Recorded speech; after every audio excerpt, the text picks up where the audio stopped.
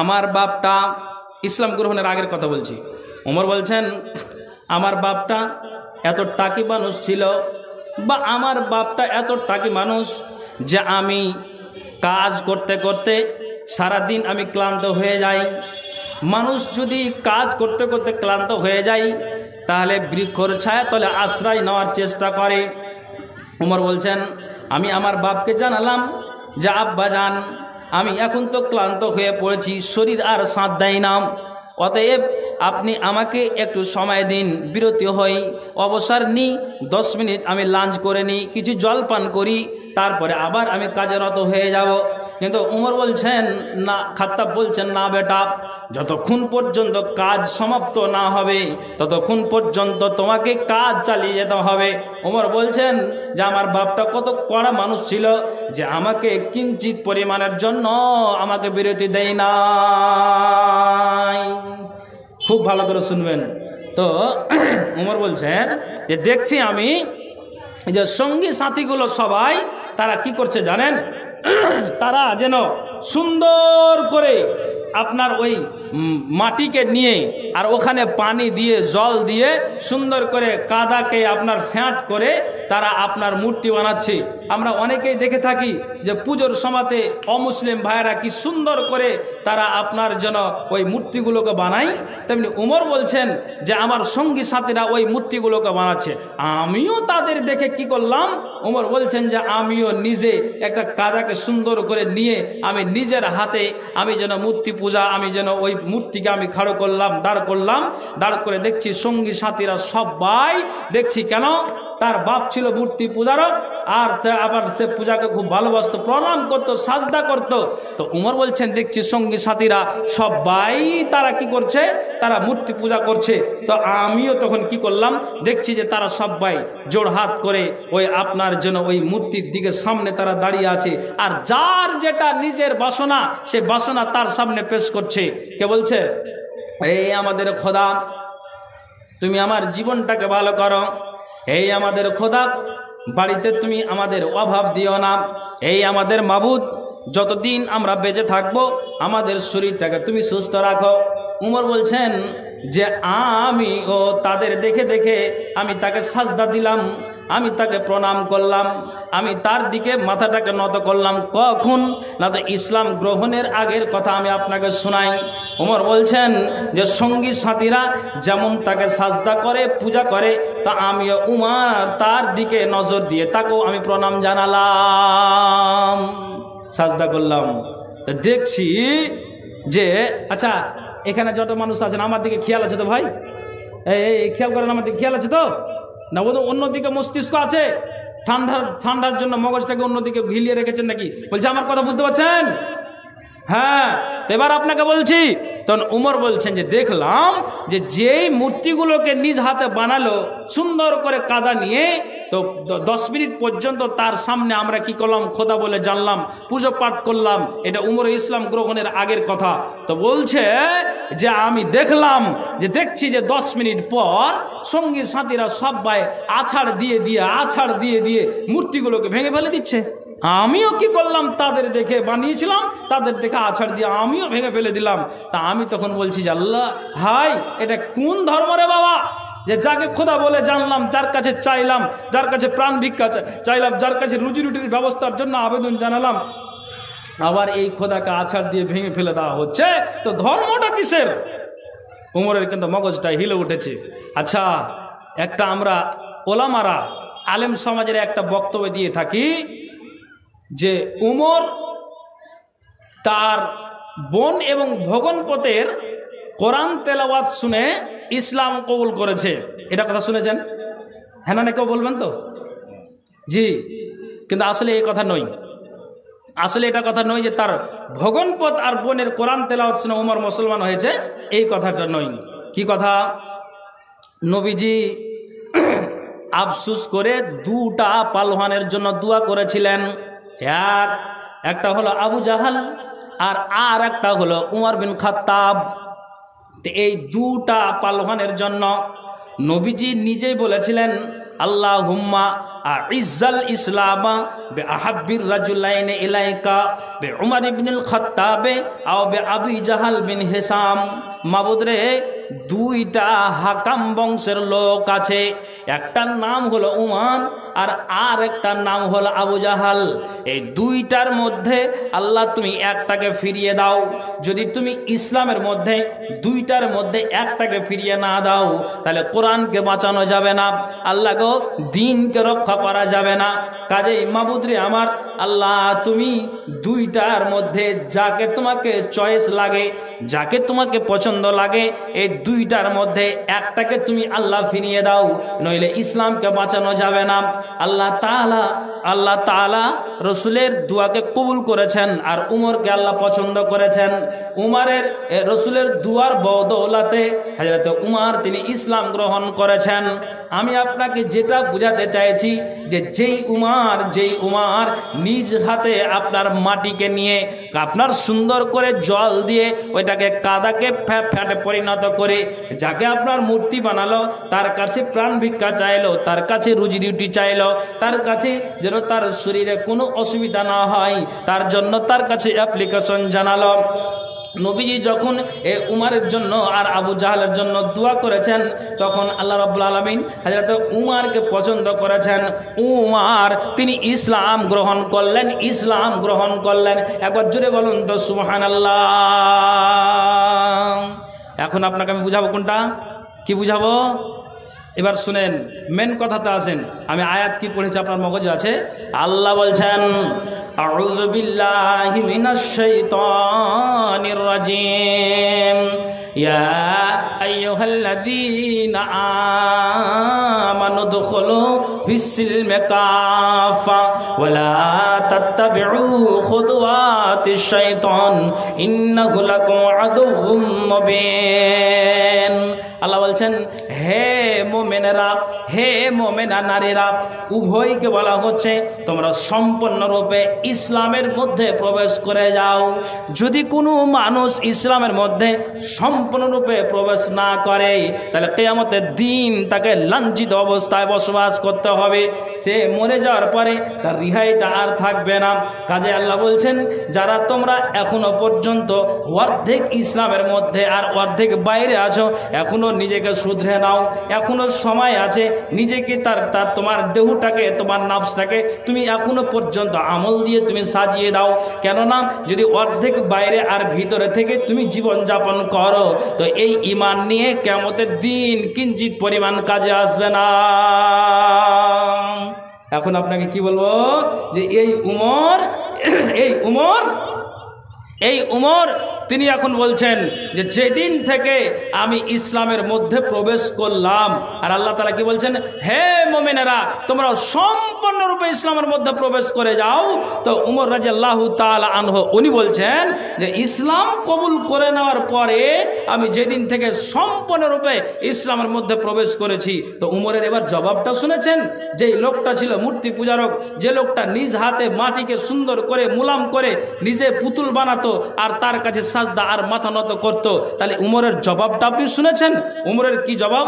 উমর বলছেন, আল্লাহ তিনি বলছেন যে আমি যখন ইসলাম কবুল করার আগে আমি যা করেছি আল্লাহ, কিন্তু যখন আমি দ্বীনকে মেনে নিলাম, আমি আল্লাহর কোরআনটাকে মেনে নিলাম, আমি যখন নিজেকে আমার জীবনটাকে বদলে নিলাম, আল্লাহ যখন আমি নিজেকে ইসলামের ছায়াতে আসলাম, তখন উমর নিজে বলছেন, আল্লাহ আমি আমার জীবনটাকে, আমি আমার দেহটাকে, আমি আমার নাফসটাকে কি করলাম, আমি আমার দেহকে আর আমার নাফসকে আমি আমল দিয়ে সাজাতে লাগলাম। উমর বলছেন যে আমি যখনই ইসলামের মধ্যে পদার্পণ করলাম, সম্পূর্ণরূপে যখন আমি ইসলামের মধ্যে প্রবেশ করলাম, তখন থেকে নিয়ে আমি বাঁচা অবধি, বাঁচা পর্যন্ত যতদিন আল্লাহ আমাকে আয় দিয়েছেন, তৎক্ষণাৎ আমি আমার জীবনটাকে আমল দিয়ে সাজাতে লাগলাম। ওমর বলছেন যে আমি এই আমার নাফসটাকে আমি যাকাত দিয়ে সাজাতে লাগলাম, আমি আমার এই নফসটাকে দান খায়রাতের মাধ্যম দিয়ে সাজাতে লাগলাম। উমর বলছেন যে আমি নফল সালাতের মাধ্যম দিয়ে আমি আমার দেহটাকে সাজাতে লাগলাম। উমর বলছেন 5 ওয়াক্ত নামাজের দ্বারা দিয়ে আমি আমার দেহটাকে সাজিয়ে দিলাম। উমর বলছেন যে রমজান মাসের রোজা আছে, তা আমি এই ফরজ রোজাকে আদায় করে আমি আমার দেহটাকে সাজিয়ে দিলাম। উমর বলছেন যে আমি যেন টোটাল ইসলামের যতগুলি কাজ আছে সম্পূর্ণ কাজ দিয়েই ভালো ভালো নেক কাজ দিয়ে আমি আমার দেহটাকে সাজাতে লাগলাম। উমর বলছেন সাজাতে সাজাতে সাজাতে সাজাতে উনি একদিন বলছেন যে আমি ঠিক ফজরের নামাজটাকে আমি আদায় করলাম। আর ফজরের নামাজটাতে আমি আদায় করি, আর ওই মতো অবস্থায় একজন দুষ্ট দুরাচার উমরকে তীর নিক্ষেপ করলো। আর যেমনই তীর নিক্ষেপ করেছে সাজদার অবস্থাতে উমর পড়ে গিয়েছেন আর সাজদা থেকে উঠতে পারেননি। তখন উমর বলছেন তখনও পর্যন্ত আমার জ্ঞান আছে, তখনও পর্যন্ত আমার হুঁশটা হারায়নি, আমার জ্ঞান আছে, আমার জ্ঞানটা সম্পূর্ণ আমার হারিয়ে যায়নি, আমার জ্ঞান আছে, বিবেক আছে, আমি বুঝতে পারছি যে একজন দুষ্ট দুরাচার আমাকে তীর মেরে এই জায়গাতে আহত করে দিয়েছে। সঙ্গী সাথীরা সবাই তারা আমার কাছে উপস্থিত আছে, তারা সবাই যেন চিন্তাতে পড়ে গেল, হাই উমর চলে গেল, তীর নিক্ষেপ হয়ে গেল, উমর এখন দুনিয়া থেকে বিদায় হয়ে যাবে। উমর বলছেন দুনিয়া থেকে বিদায় হব এটা নিয়ে চিন্তা করো না, কিন্তু একটা কথার তোমরা আমাকে জবাব দাও। জবাব চাই, জবাবটা হলো এটাই যে আমি যেদিন থেকে ইসলামে আমি প্রবেশ করেছি, আমি ইসলামের আগে আমি যা মনে লেগেছে তা করেছি, নবীর বিরোধিতা করেছি, কোরআনের বিরোধিতা করেছি, ইসলামের বিরোধিতা করেছি, মানুষকে যাহা তা বলেছি, আমি কাউকে পারোয়া করি নাই। কিন্তু যেদিন থেকে আমি ইসলামের মধ্যে প্রবেশ করেছি সেদিন থেকে নিয়ে এখন পর্যন্ত আমার দ্বারা দিয়ে অন্যায় কাজ হয় নাই। আমি আমার দেহটাকে আমল দিয়ে সাজাতে সাজাতে আর দুষ্ট দুরাচারেরা আমাকে তীর নিক্ষেপ করে আমি এই জায়গাতে আহত হয়ে পড়ে আছি, আমি আর বাঁচব না। একটা কথার আমাকে জবাব দাও, আমি কি এই নামাজটাকে সম্পূর্ণ আমি যেন সমাপ্ত করতে পেরেছি কিনা? যদি এই উমর যদি এই নামাজটাকে সম্পূর্ণ যদি সমাপ্ত না করতে পারে, যদি নামাজটা ক্লিয়ার না হয়, তাহলে কিয়ামতের দিন হয়তো এই উমরকে আসামির কাঠগড়াতে দাঁড়াতে হবে। কেননা যে মানুষটা ইসলামের মধ্যে প্রবেশ করে যদি নিজেকে আপনার কিয়ামতের দিন বাঁচাতে না পারে, কবর থেকে যদি সে নিজেকে বাঁচাতে না পারে, আযাব থেকে নিজেকে যদি বাঁচাতে না পারে, তাহলে কেমন মুসলমান যে ইসলামের মধ্যে প্রবেশ করে কেমন হয়ে আছো হে যে নিজেকে তুমি আমল দিয়ে সাজাতে পারলে না? ওমর বলছেন আমাকে তোমরা এটাই কথার জবাব দাও, আমার নামাজটাকে সমাপ্ত হয়েছে কিনা? যদি আমার এই নামাজটা যদি সমাপ্ত না হয়, আল্লাহ বলেছেন যে শুনে রাখো, জ্ঞান থাকা সত্য যে মানুষটা নামাজটাকে ছেড়ে দেয়, কিয়ামতের দিন আল্লাহ তাআলা ওই জ্ঞান থাকা সত্য নামাজ ছাড়তে গেলে আপনাকে এর জবাব দিতে হবে, হিসাব দিতে হবে। উমর এটাই চাইছেন যে আমার তো জ্ঞান আছে, নামাজটা কি পূর্ণ হয়েছে কিনা এটাই বলে দাও। আল্লাহু আকবার। কেমন উমর? উনি বলছেন যে ইসলামের পূর্বে যা করেছি, কিন্তু যেদিন থেকে আমি ইসলামে প্রবেশ করে গিয়েছি আমি আমার দেহটাকে আমল দিয়ে সাজিয়েছি, আমল দিয়ে সাজাতে আজ আমার এই হাল হলো। তোমরা আমাকে জবাব দাও যে আমার নামাজ সমাপ্ত হয়েছে কিনা। আল্লাহু আকবার। কেমন করে ইসলামের মধ্যে প্রবেশ করে নিজের জীবনটাকে আমল দিয়ে সাজালো। আপনি কি বলছেন? আপনি বলুন। আল্লাহ রসুল তিনি নিজেই বলেছেন কি যে শোনো, আমি যাদের নামটা ঘোষণা করেছি, যাদের নামটা আমি উল্লেখ করেছি, কে? না তো আবু বকর, কে? না তো হযরত উমর। এই যাদের নামগুলি ঘোষণা করেছি যে এদের জন্য নিশ্চিত তারা জান্নাতে যাবে, কিন্তু তারপরেও এই উমরের মতো নিশ্চিত জান্নাত মানুষটা কাঁদছেন আর বলছেন, আল্লাহ যদি আমার এই হাল হয়ে অবস্থায় আমি মারা যাই, কিয়ামতের দিন আল্লাহ তাআলা আমাকে এর জবাবদাহি দিতে হবে। আপনি চিন্তা করে দেখুন তো, তাহলে আপনি কোন জায়গাতে দাঁড়িয়ে আছেন যে যেই মানুষটা আপনার 5 ওয়াক্ত নামাজ পড়ে আবার অন্যায় কাজে জড়িয়ে যায়? তাহলে এটা জেনে নিতে হবে যে এখনো পর্যন্ত আপনি ইসলামের মধ্যে সম্পূর্ণরূপে প্রবেশ করতে পারেন নাই। কাজে আল্লাহ তাআলা জানালেন, ইয়া আইয়ুহাল্লাযীনা আমানু দুখুলু ফিস-সিলমি কাফা। ওরে মুমিনেরা, তোমরা কান খুলে শুনো, তোমরা ইসলামের মধ্যে সম্পূর্ণরূপে প্রবেশ করে যাও। আল্লাহু আকবার। এই হলো উমর। আপনি বদলান জীবনকে, নিজেকে আপনি বদলাতে পেরেছেন? যদি পেরেছেন তা আলহামদুলিল্লাহ। আপনাকে আমি এটাই বুঝাতে চাইছি, জান্নাতের সুসংবাদ পেয়ে তারা কি করে তাদের জীবনটাকে চালিয়েছে। আপনি একটা কথা শুনুন, আপনাকে আমি বুঝাচ্ছি। উহুদের প্রান্তে 70 জন ইসলামকে আপনার এই দিনকে রক্ষা করার জন্য, ইসলামকে বাঁচানোর জন্য, কোরআনকে বাঁচানোর জন্য কতজন শহীদ হয়েছিলেন? উহুদের প্রান্তে 70 জন শহীদ হয়েছিলেন। তো 70 জনের ভিতরে নবীর একটা চাচা, তার নাম হচ্ছে আমির হামজা রাদিয়াল্লাহু তাআলা আনহু, উনিও শাহাদাত বরণ করেছেন। তো আমি আপনাকে বলছি মায়েরা, খুব খেয়াল করে শুনবেন। তো এই নিজের চাচা মারা গিয়েছে, তো তার চাচাকে দেখার জন্য আল্লাহ রসুলের ফুফু সাফিয়া উনি কিন্তু দৌড় দিয়েছিলেন। আপনাকে একটা কথা বলি, কোনো পুরুষ যদি ঝাড়া পায়ে হাঁটা দেয়, অটোমেটিকলি তার লুঙ্গিটা হালকা উঠে যায়। নারীরাও ঝাড়া পায়ে হাঁটতে গেলে সায়া কাপড়টা হালকা উঠে যায়। তো ওই নারীটা খুব ঝাড়া পায়ে হাঁটা দিচ্ছে যে কে মারা গিয়েছে, না তো আমার ভাই আমির হামজা ওখানে শাহাদাত বরণ করেছে, আমি আর কি করে বাড়িতে থাকতে পারি। তো ওই আমির হামজার বোন সাফিয়া দৌড় দিচ্ছেন। আল্লাহ রসুল খবর পেলেন যে এইভাবে কে, না তো সাফিয়া দৌড় দিয়েছে। তখন আল্লাহ রসুল বলছেন, জুবাইর ফুফাতো ভাই, তোমার মাকে তুমি বাধা দাও, নইলে উহুদের প্রান্তে আসতে গেলে এটা বড্ড অন্যায় হবে। আর যে মানুষ কিঞ্চিত পরিমাণ ইসলাম থেকে বাইরে যায়, সীমানা থেকে বাইরে গেল, তো তার কপালটা পড়ে গিয়েছে। কেন? সাফিয়া দৌড় দিয়েছেন। দৌড় দিতে দিতে তখন আল্লাহ রসুল বলছেন যে তোমার আম্মাকে তুমি বারণ করো। এখন আপনাকে বুঝাই, জুবাইর তার মাকে বলছেন, মা তুমি আগে আর বাড়তে পারো না। কেন পারো না? যেহেতু নাহা রাসূলুল্লাহি সাল্লাল্লাহু আলাইহি ওয়াসাল্লাম আপনাকে, মা আল্লাহ রসুল তোমার ব্যাপারে নিষেধ করেছে, তোমাকে উহুদের প্রান্তে যেতে হবে না। কেননা তুমি তো একটা দৌড় দিয়ে এসেছো, উহুদের প্রান্তে যাবে।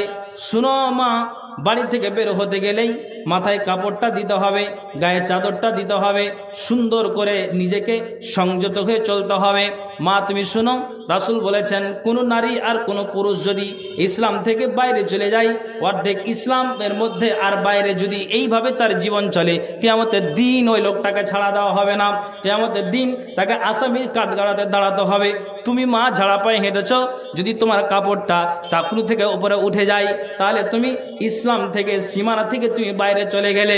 সাফিয়া বলছেন যে আমি সামান্য আমার ভাইয়ের চেহারাটা দেখার জন্য যদি আমি উহুদের প্রান্তে যাই, আর যাওয়ার পরে আমার পর্দাটা উড়ে যায়, মাথার কাপড়টা যদি খুলে যায়, টাকনু থেকে কাপড়টা যদি উঠে যায়, তাহলে এই আমার সাফিয়া আমার যদি কি হয়, টাকনু থেকে কাপড়টা উঠে যায়, আমি সীমানা থেকে বাইরে চলে যাই।